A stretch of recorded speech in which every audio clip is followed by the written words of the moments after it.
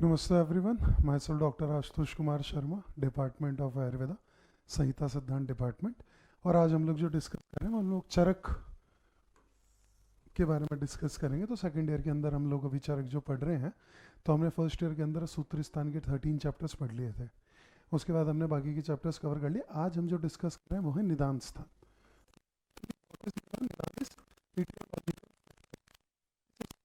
चरक आचार्य ने क्या बताया? उन्होंने बताया है हर डिजीज का एक स्पेसिफिक रीज़न है।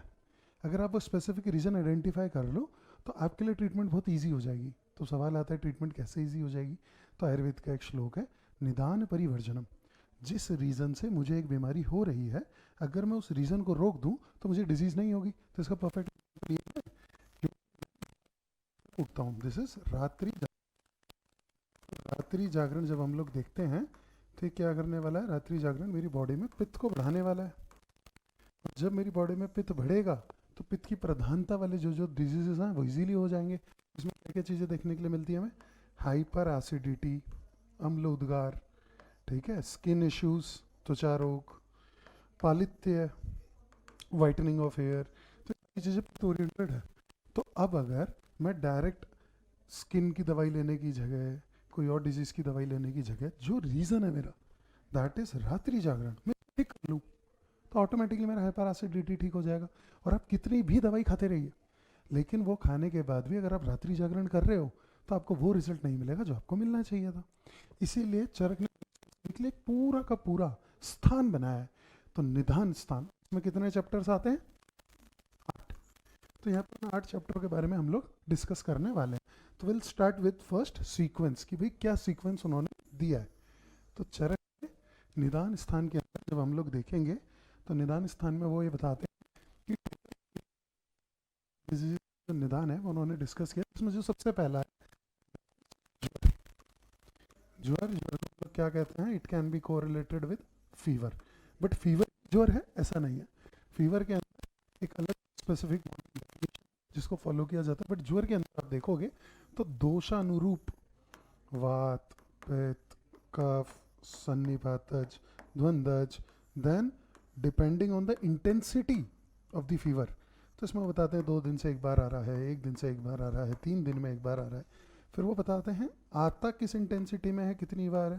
तो इस तरीके से उन्होंने कैटेगराइजेशन कर रखा है। तो इसलिए सबसे पहली जो डिजीज़ उन्होंने निदान स्थान में बताई है वो ज्वर बताई है। तो बताते हैं कि पहले मनुष्य में किसी भी तरीके की कोई डिजीज़ नहीं थी। तो जो पहली डिजीज़ की उत्पत्ति हुई वो डिजीज़ ज्वर। इसीलिए सबसे पहले निदान स्थान के अंदर ज्वर बताया गया।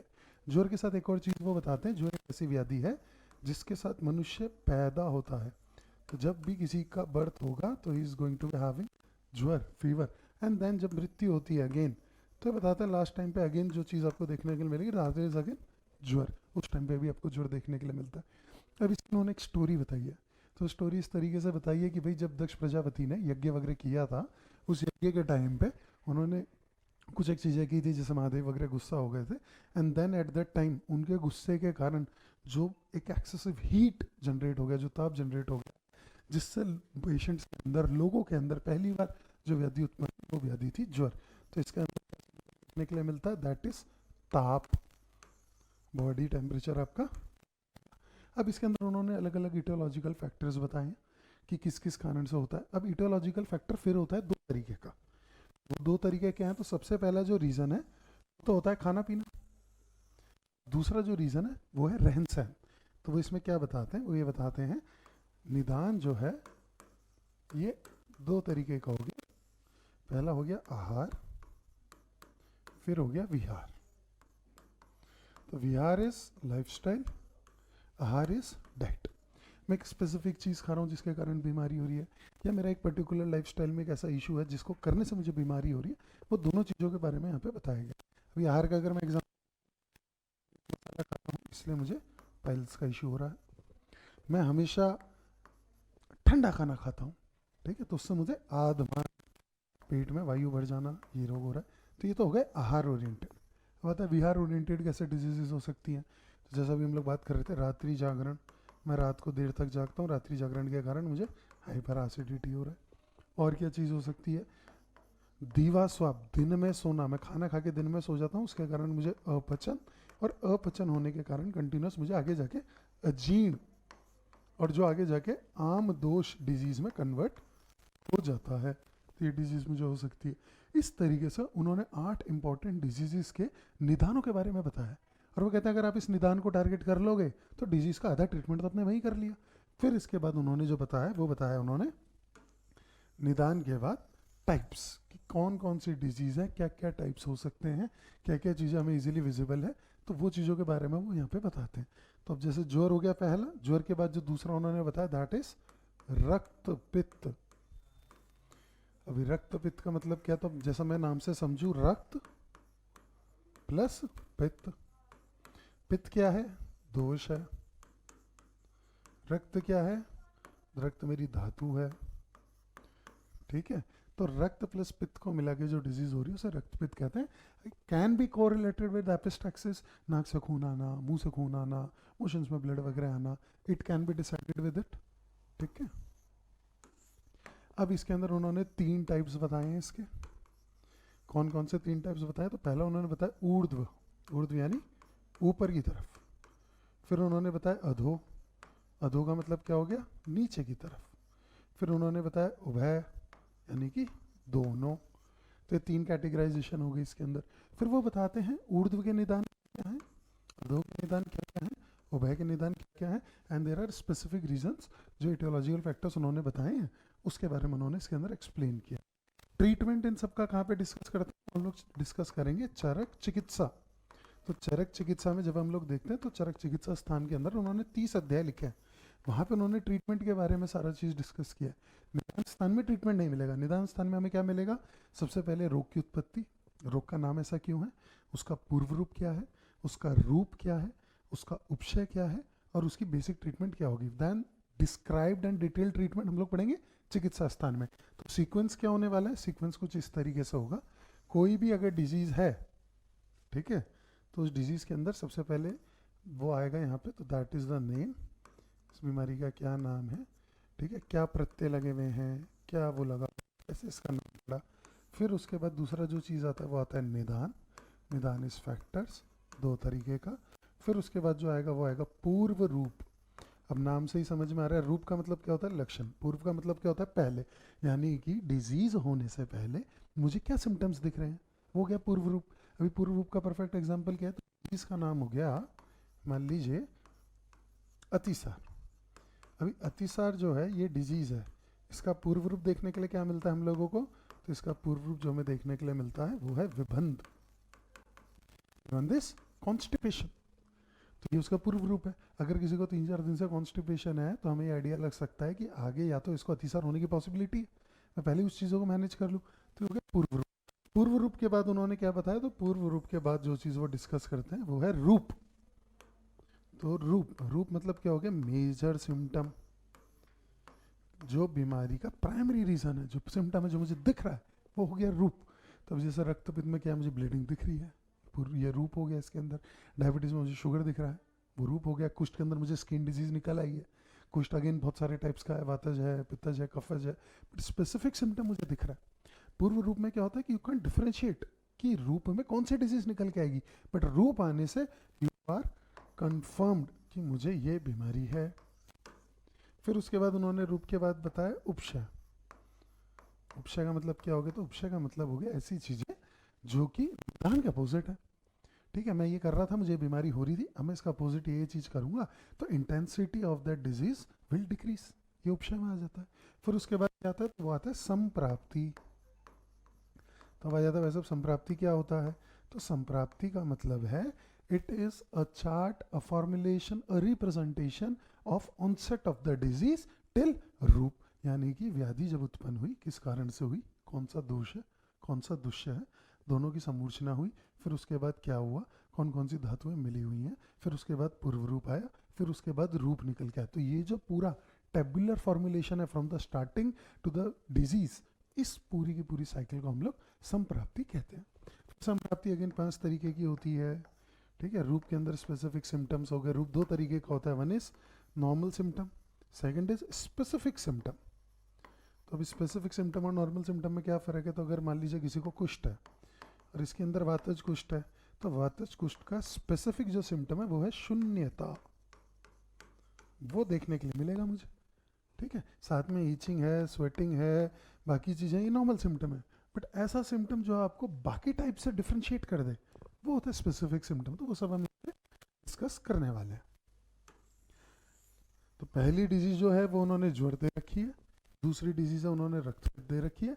इसके अलावा हम लोग क्या क्या पढ़ने वाले हैं, तो एक हो गया हमारा ज्वर आ गया, फिर हमारा रक्तपित्त आ गया, एक हम यहाँ पे पढ़ने वाले हैं गुल्म के बारे में, हम लोग प्रमेय के बारे में पढ़ेंगे, हम लोग कुछ अपस्मार्ग और उन्माद इनके बारे में पढ़ेंगे। अपस्मार्ग, उन्माद, तो हम इन चीज़ों के बारे में पढ़ने वाले। तो सारी डिजीज़ जो हैं उसके बारे में कैटेगराइजेशन रहेगा। आटू के आटू डिजीज़ जो हैं वो लोग हम लोग डिस्कस करेंगे यहाँ पे। तो ये निदान स्थान में आ जाएगा। निदान स्थान के अंदर जो वेटेज अभी एनसीएस हमने दे रखा है, तो उस हिसाब से एक एलएक्यू निदान स्थान में से होने की पॉसिबिलिटी है। सूत्र स्थान के बाद जो सबसे इंपॉर्टेंट स्थान है वो निदान स्थान है।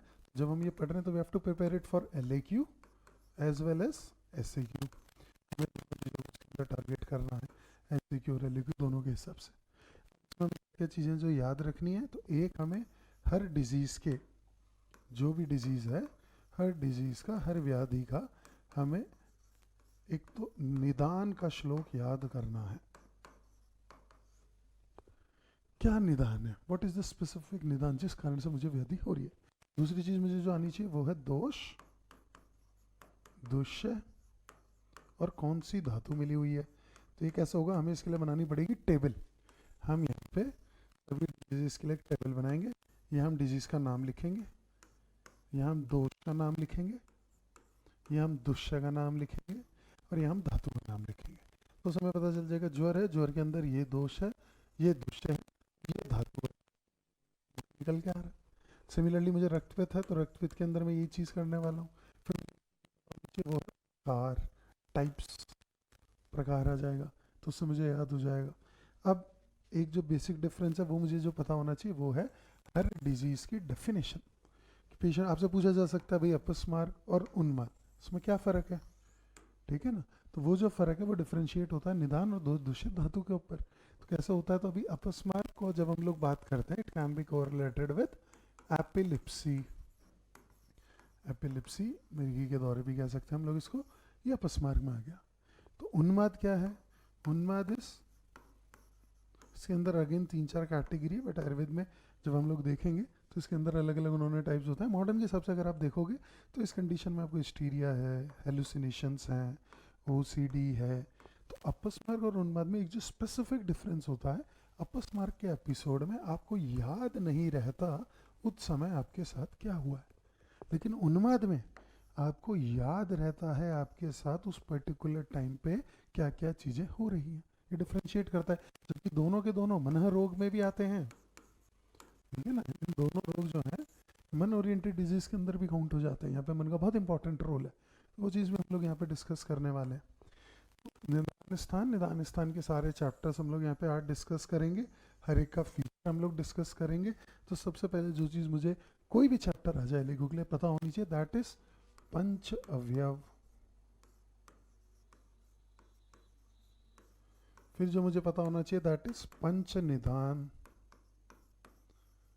एंड देन मुझे पेपर में क्या करना है, आई नीड संप्राप्ति का फ्लो चार्ट। तो ये चीज़ मुझे आनी चाहिए। कोई भी डिजीज आ जाए, बहुत बहुत इंपॉर्टेंट है, ठीक है। ट्रीटमेंट आपको इतना नहीं लिखना है, ट्रीटमेंट आपके उत्तरार्ध में आएगा, ठीक है ना। चरक हमने 2 पार्ट्स में डिवाइड कर रखी है, पूर्वार्ध उत्तरार्ध। तो अभी आपके सेकेंड ईयर के कोर्स में पूर्वार्ध है। तो पूर्वार्ध के अंदर आप लोग क्या क्या पढ़ते हो, आप लोग पढ़ते हो सूत्र स्थान, पढ़ते हो निदान स्थान, आप पढ़ते हो इंद्रिय स्थान, ठीक है ना। और इनके अलावा एक स्पेसिफिक टॉपिक जो हम लोग पढ़ेंगे, एक आ गया हमारा विमान स्थान। तो ये सारी चीज़ें हमें सेकेंड ईयर के पूर्वार्ध में कवर करनी है। इसमें भी इंद्रिय स्थान के अंदर एक स्पेसिफिक टॉपिक है अरिष्ट, ये एक एलक्यू के लिए इंपॉर्टेंट टॉपिक है। निदान के अंदर व्याधि एलक्यू ओरिएंटेड इंपॉर्टेंट टॉपिक है। सूत्र स्थान में 2 एलक्यूज आने की पॉसिबिलिटी है। सूत्र स्थान में मुझे सारे चैप्टर्स के नाम याद रहने चाहिए। निदान स्थान के अंदर मुझे व्याधियों का सीक्वेंस, पहले कौन सी व्याधि बताइए, ज्वर, तब से पूछा जाएगा ज्वर ही क्यों बताइए, क्योंकि पैदा होने के टाइम, मरने के टाइम एक ही डिजीज जो होता है ज्वर, सबसे दोषों में, सारी डिजीजों में सबसे ज़्यादा प्रधानता किसकी है? ज्वर। इसीलिए हर जगह ज्वर को आगे रखा गया उन्होंने। तो सीक्वेंस क्या है, कौन कौन से दोष हैं, वो सारी चीज़ें हमें इसमें पता होनी चाहिए, ठीक है ना। तो हम जब पेपर के अंदर तैयारी करेंगे तो 2 LAQs, 1 LAQ and most probably 1 LAQ विमान में से निकल भी आता है। विमान स्थान में हम लोग क्या पढ़ने वाले हैं? हम लोग यहाँ पे रस वगैरह के बारे में, वीर्य, विपाक, इनके